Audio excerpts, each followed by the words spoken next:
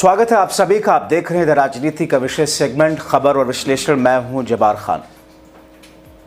दोस्तों, पहले मुझे सांसद कंगना पर तरस आ रहा था कि कंगना देश के मुद्दों को समझेंगी कैसे राजनीतिक आचरण खुद मिलाएंगे जो जनता और देश के लिए लाभकारी हो। मगर जब उनके किसानों पर अनाप शनाप बयान आए, जब राहुल और प्रियंका जैसे लीडरों पर जाहिलों और गवारों की तरह मुंह खोलकर गंद उड़ेलने की कोशिश की, तो मुझे लगा कि शायद इनको इसीलिए लाया ही गया है। और बाकी कुछ और जानना हो तो बीजेपी की एक वरिष्ठ नेता डॉक्टर सुब्रमण्यम स्वामी से जान सकते हैं। सुन करके आप हैरान रह जाएंगे। दोस्तों, मुझे लगता है कि मोदी शाह की चहेती बीजेपी सांसद कंगना रनौत को यह लगता है कि उनकी हिंदी फिल्मों की तरह राजनीति और देश के मुद्दे भी स्क्रिप्टेड हैं। 3 घंटे आपने शो किया, ताली बजवा ली और शो खत्म। फिर पार्टी शुरू, माल फूकी या कुछ भी कीजिए। यही शायद उनको अभी भी लगता है। ऐसा ही उनका राजनीतिक आचरण दिखता है। दोस्तों, अपने उस गंद वाले बयान से सुर्खियों में रहने वाली कंगना ने एक बार फिर से कांग्रेस सांसद और लोकसभा में नेता प्रतिपक्ष राहुल गांधी के लिए कुछ ऐसा बोल दिया जिससे कंगना की हर तरफ थू-थू हो रही है। कंगना कहती हैं कि महिलाएं राहुल से असहज महसूस करती हैं, उनकी हरकत महिलाओं के लिए असुरक्षा वाली है।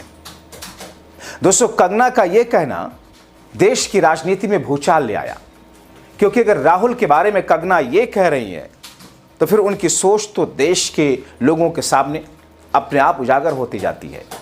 कंगना खुद ही एक्सपोज हो रही है। प्रियंका गांधी ने कंगना को वार्न करते हुए कहा, होश में रहा करो, ये राजनीति है। दोस्तों, ऐसे में कंगना के खिलाफ प्रहार करते हुए सुप्रिया शिनेत एक्स पर लिखती हैं, बीजेपी में होड़ लगी रहती है, कौन कितनी गिरी हुई बात कर सकता है।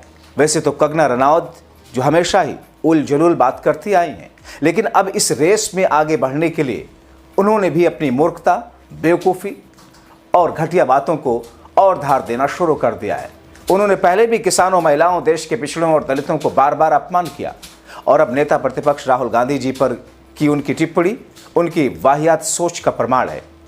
वो आगे लिखती हैं कि मैं उनके इतिहास में तो नहीं जाना चाहती, लेकिन उनको जल्दी से जल्दी किसी अच्छे दिमाग के डॉक्टर से मिलना चाहिए। बीमारी लाइलाज होने की तरफ बढ़ रही है। बीजेपी में सिर्फ बकवास करने वाले और लफाजी करने वाले लोगों की पूछ है, और इसीलिए सारे के सारे सांसदों में यह होड़ लगी रहती है कि कौन कितनी गिरी हुई बात कर सकता है। वैसे तो कंगना रनौत जी हमेशा ही उलझलूल बातें करती आई हैं, लेकिन अब इस रेस में आगे बढ़ने के लिए उन्होंने भी अपनी मूर्खता, अपनी बेवकूफ़ी और घटिया बातों को और धार देना शुरू कर दिया है। नए कीर्तिमान वो स्थापित कर रही हैं। उन्होंने पहले भी किसानों, महिलाओं, देश के पिछड़ों, दलितों के बारे में क्या क्या कहा है वो सबको पता है। उनका बार बार अपमान किया है, और अब नेता विपक्ष राहुल गांधी जी पर उनकी जो टिप्पणी है वो उनकी वाहियात सोच का प्रमाण है।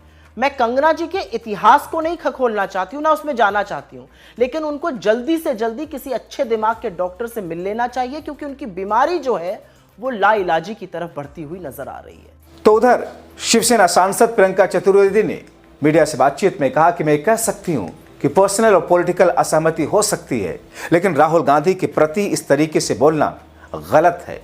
कंगना रनौत ने कहा कि राहुल गांधी से असहज महसूस करती हैं।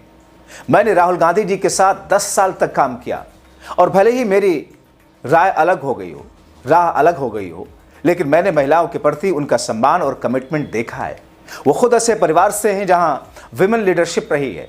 खुद इंदिरा गांधी जी हों, सोनिया गांधी हों या प्रियंका गांधी वाड्रा हों, उनका इस तरीके का आरोप लगाना कहीं ना कहीं हास्यास्पद लगता है। आप राजनीतिक असहमति जताएं, कड़ी से कड़ी निंदा करें, लेकिन यह आरोप लगाना बिल्कुल ही गलत है। कंगना को जुबान संभाल के बोलना चाहिए। देखिए, मैं ये कह सकती हूँ कि पर्सनल डिसएग्रीमेंट हो सकते हैं, पॉलिटिकल डिसएग्रीमेंट हो सकते हैं। इस तरीके से कोई किसी का बोलना, कहीं ना कहीं राहुल जी के प्रति कुछ बोलना, मैं मानती हूँ गलत है। कुछ दिन पहले महिला सांसद से की वजह से वो असहज महसूस कर रहे थे, तो प्रधानमंत्री नहीं आए।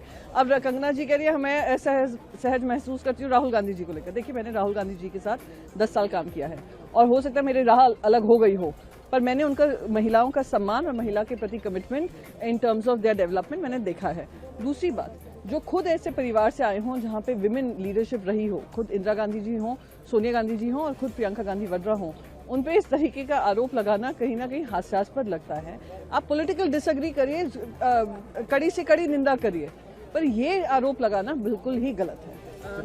मतलब ऐसे बददिमाग लोगों को, जिन्हें अगर बीजेपी नेता और डिप्टी सीएम सम्राट चौधरी की भाषा में मैं कहूं तो नचनियों को टिकट देकर सांसद बनाकर मोदी साहब ने न जाने क्या हासिल करना चाहा, जिन्हें लगता है कि राजनीति दरअसल हिंदी की किसी सी ग्रेड फिल्म के डायलॉग की तरह है, जिसे बस तालियां पिटवाने के लिए बोल दो और फिर पैकअप, काम खत्म। तभी कंगना रनौत जैसे सम्राट चौधरी की भाषा में नचनियों की हिम्मत हो जाती है कि विपक्ष के नेता राहुल पर ऐसे वाहियात और बेहुदा अश्लील आरोप लगाने की। मतलब एक तरफ ऐसे चिंटुओं की फौज खड़ी करो, उनके वाहियात बातों पर एंजॉय करो, मगर दूसरी तरफ विश्व गुरु की टीम से देश हित और ऐसे गंद फैलाने वालों पर सवाल पूछ ले तो उनके अकाउंट को बंद करा दो।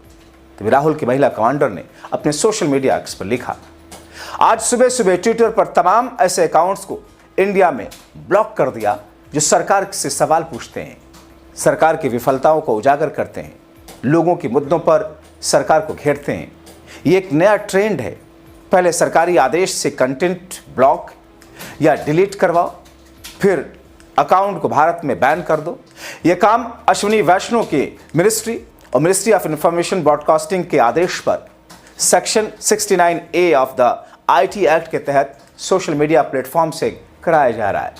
सरकारी बाबू बैठकर ये निर्धारित कर रहे हैं क्या कंटेंट चलेगा क्या नहीं। यह अभिव्यक्ति की आज़ादी पर बहुत बड़ा हमला है।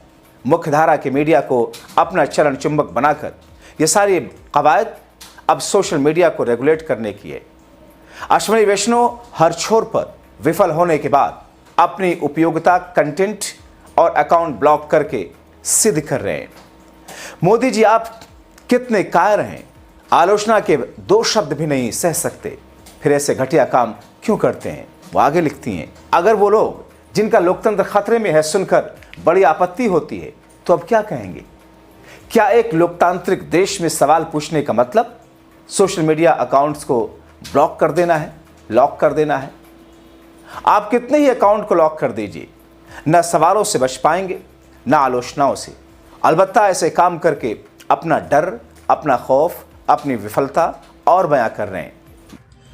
आज सुबह तमाम वो सोशल मीडिया अकाउंट्स जो सरकार से लगातार सवाल पूछते हैं, सरकार की विफलताओं को उजागर करते हैं, जनता के मुद्दे उठाकर सरकार को घेरते हैं, वो हिंदुस्तान में ब्लॉक कर दिए गए, हिंदुस्तान में विथहोल्ड कर दिए गए। ये अब एक नया ट्रेंड है। जो कंटेंट पसंद नहीं आएगा सरकार को, उसको ब्लॉक कर दिया जाएगा, उसको डिलीट कर दिया जाएगा और सरकारी आदेश से अकाउंट को ही इंडिया में बैन कर दिया जाएगा। ये काम अश्विनी वैष्णव के दोनों मंत्रालय, ministry of electronics and information technology और ministry of information and broadcasting करा रही है। Section 69A of the IT act का हवाला देकर यह काम सोशल मीडिया प्लेटफॉर्म्स के माध्यम से कराया जा रहा है। आदेश अश्विनी वैष्णव के मंत्रालयों से आ रहा है। ये आजादी जो अभिव्यक्ति की है उस पर एक बहुत बड़ा प्रहार है। अब सरकारी बाबू बैठकर ये डिसाइड करेंगे कि क्या कंटेंट चलेगा, क्या नहीं चलेगा, क्या पोस्ट हो सकता है, क्या नहीं हो सकता है, कौन से अकाउंट इंडिया में चलेंगे, कौन से नहीं चलेंगे। और ये अभिव्यक्ति की आजादी पर बड़ा प्रहार है क्योंकि मेन स्ट्रीम मीडिया को तो चरण चुंबक बना लिया गया है और अब ये सारी कवायद सोशल मीडिया को रेगुलेट करने की जा रही है। असल में तो अश्विनी वैष्णव जो है वो एक निहायत ही विफल मंत्री हैं, चाहे वो रेलवे हो या उनके बाकी मंत्रालय हो। तो उनकी उपयोगिता यही है कि वो किस कंटेंट को कहां तक ब्लॉक कर सकते हैं, कितने अकाउंट इंडिया में ब्लॉक कर सकते हैं। लेकिन मोदी जी आप इतने बड़े कायर क्यों हैं? आप जरा सी भी आलोचना नहीं झेल सकते, और अगर नहीं झेल सकते तो ऐसे काम ही क्यों करते हैं कि आपकी आलोचना की जाए? असलियत तो यह है कि यह करने से आप अपना डर, अपना खौफ, अपनी विफलता और बयां करते हैं। सवाल रुकेंगे नहीं, आलोचना रुकेगी नहीं, लेकिन आप ऐसे काम करते रहिए। और वो लोग जो लोकतंत्र खतरे में है जैसी बात सुनकर बड़ी आपत्ति दर्ज करते थे, नाक भौं मुंह सिकोड़ते थे, वो क्या कहेंगे? सवाल पूछने पे अकाउंट ब्लॉक कर देना क्या ये लोकतंत्र को कमजोर नहीं करता है? क्या ये लोकतंत्र खतरे में नहीं डालता है? तमाम ऐसे अकाउंट्स जो मेरे संज्ञान में आए ब्लॉक हुए वो मैंने अपने पोस्ट में डाल दिए हैं। जो आप जानते हो उसको कमेंट में जरूर डालिए। और एक बात याद रखिएगा, आज ये अकाउंट बिना कारण ब्लॉक हुए, कल आपका भी हो सकता है। ये किसी भी कीमत पर बर्दाश्त नहीं किया जाना चाहिए। ये अभिव्यक्ति की आजादी, लोकतंत्र के खिलाफ कदम है। ये एक डरपोक कायर सरकार, एक डरपोक प्रधानमंत्री की कवायद है सोशल मीडिया को अपने कब्जे में करने की।